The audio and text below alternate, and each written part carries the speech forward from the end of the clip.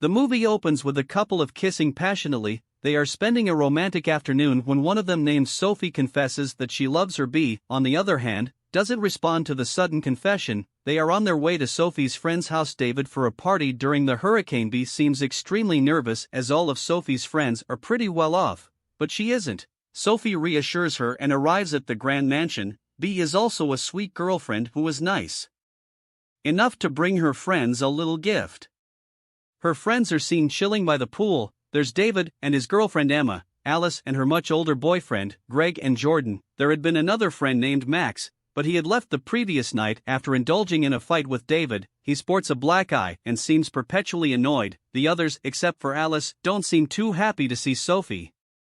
As it turns out, she had barely contacted them, and they didn't know she was coming. Also gives David the gift, who seems to fake enthusiasm and takes it right when everyone's just being mean to each other. Alice brings out an expensive bottle of champagne to commemorate the occasion, while her boyfriend gets an expensive sword, which David annoyingly yells is his dad's. Greg uses the sword to open the cork in a cool way which bothers David more. Sophie declines the offer of the champagne as she is trying to stay sober, thus it's evident she has just returned from a rehabilitation center. While the friends are drinking their expensive champagne, torrential rain pours down, making everyone excited for their party. David yells at the rain, "Now what a weird and dumb guy." Later David makes an unsolicited comment about B and Sophie asks him to shut up. They talk privately about Max. David tells her that Max had hit him about something involving Emma. Later, it is revealed that Max also likes Emma and had confessed to her the previous night, resulting in a fight between the two. He also talks about Sophie in rehab,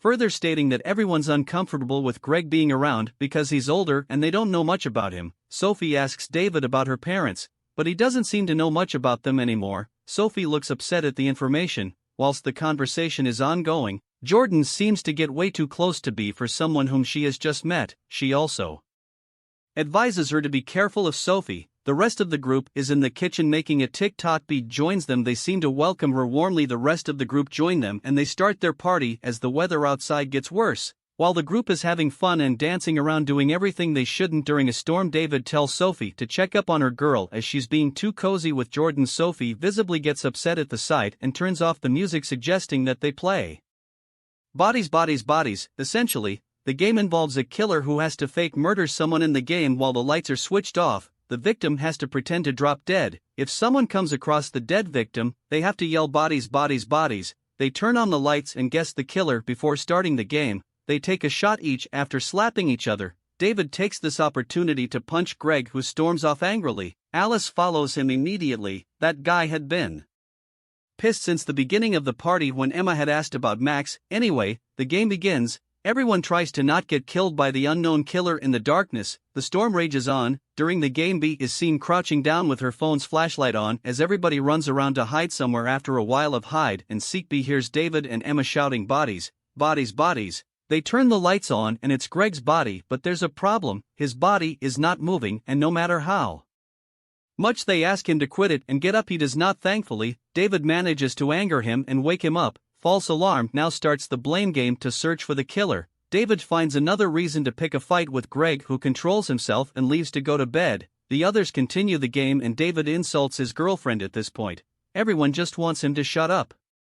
When all his friends vote for him as the killer, he acts like a man-child and leaves. Funnily, no one follows him to bring him back. They resume the game. Suddenly, all the lights switch off, leaving them in complete darkness with the torrential rain as the only source of sound. Initially they think David is pranking them, but after a while Jordan suggests disabling the generator from the garage in the basement to add to their problems. Their cell phones have no service amidst the obvious hostage situation. No one except Jordan seems to realize that they are in a real problem. Finally, Jordan leaves to see the issue. While he leaves to go to the bathroom, while searching for it, she comes across an expensive statue. As she looks at it in admiration, she sees David on the other side of the window. His throat is slashed and he's choking on his own blood. Sophie also arrives at the same time and freaks out when she sees her best friend. Everyone rushes out to save David, but he's already long gone at this point. All the others are panicking.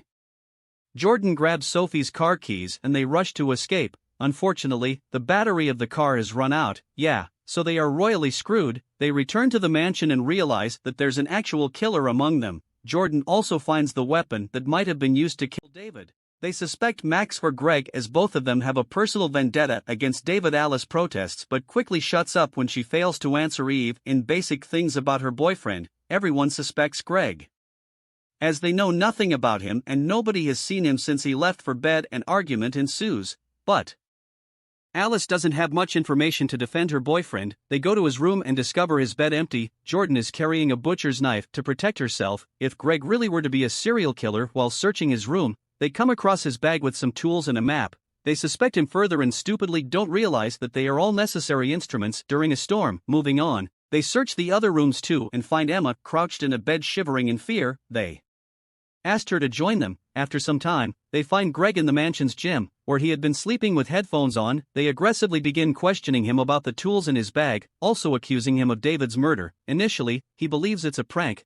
but upon noticing the weapons in the hands of the women, he abruptly grabs a knife to he forces them to drop the weapons, but flips out when Emma suddenly attacks him. He throws her off and tries to grab the knife again via swift on her feet and hits him with a kettlebell, killing him. Alice panics at the sight of her dead boyfriend while Beat pukes. After the sudden act of violence, the remaining women turn against each other as the tension flares up. Sophie blames Emma for David's death as Max might have killed him because of her. Emma is visibly upset at the blame game, but Sophie doesn't stop and continues to insult her. She leaves in anger. In the meantime is changing out of her blood-soaked clothes. Later, we see Sophie doing some illegal candy due to the stress of the situation. She also finds Emma in the kitchen and apologizes for her behavior. Emma responds to the apology by kissing her, which pisses her off again. Instead, Sophie gives Emma some pills and leaves. Unfortunately, after a while Alice comes across Emma's lifeless body at the bottom of the staircase. It looks like she fell, but everyone is of the opinion that somebody pushed her. The other women are insanely blaming each other at this point. They turn their attention to an accuser of killing Emma because she has put makeup on while changing. Further, they tell Sophie that she had been lying to her as they had looked her up. She hadn't graduated from Utah State as she had claimed, so Jordan and Alice force her out in the rain as Sophie sits in resignation outside. Beat slams on the door to let her in. The weather is worse now and she has to find a way to get in. Beat suddenly notices Jordan with a gun to save Sophie. She tries to go back inside through a doggy door which leads straight to the room where the others were in. She confronts the girls and confesses to Sophie that she had gone to Utah State for a semester but later dropped out when she had to take care of her mother, who has a borderline personality disorder. She was embarrassed and just wanted Sophie to like her. She also warns the others that Jordan has a gun and asks her to empty your pockets. As she's emptying her pockets, it's discovered that Jordan had been the killer for the game and must have started to kill for real. Jordan laughs at the ridiculous claim but suddenly draws out her gun. She also confesses that Sophie had cheated on B with Jordan. Another argument ensues and Jordan calls Sophie out for her victim behavior every single time Alice sides with Jordan, which makes Sophie reveal that Jordan hates Allison's podcast. In reality, this string of arguments results in Jordan losing her mind, ultimately resulting in an altercation between her and Alice. She accidentally shoots her, ultimately killing her friend. Now Sophie attempts to take Jordan's gun while she keeps pointing it towards her. B suddenly jumps onto Jordan and fights her to get the gun away from her. During the physical struggle, B manages to throw Jordan off the banister. Jordan falls down and is impaled by the glass bottles below. While dying, Jordan asks B to check Sophie's phone and repeatedly fires at them with her remaining strength. Now the two lovers hide in a closet, but B doesn't seem to trust Sophie anymore. She doesn't respond to her claim of love and escapes somewhere maniacally. Sophie searches for her. It is morning now and B finally makes it out of the mansion. Unfortunately, Sophie finds her, who tearfully confesses that she had given Emma pills which might have caused her to fall down the stairs. She cries in B's arms while she comforts her. Although it might seem like it's over, it's really not, as B grabs the gun and asks Sophie to show her the texts. Sophie throws away her phone, which makes the two girls fight over it. They fall into the swimming pool but still struggle to get to the phone. But Sophie discovers that it's not her phone, but David's. B manages to unlock the phone and finds a TikTok where David is trying to open a champagne bottle. Like Greg, he has accidentally killed himself by swinging the sword wrong. There has been no killer in the first place, and David is just dumb. The movie ends with the hero of it all, Max, arriving. He seems to casually storm in and doesn't bat an eye at the sight of David's body. B tells him that she has service on her cell phone. Amazing.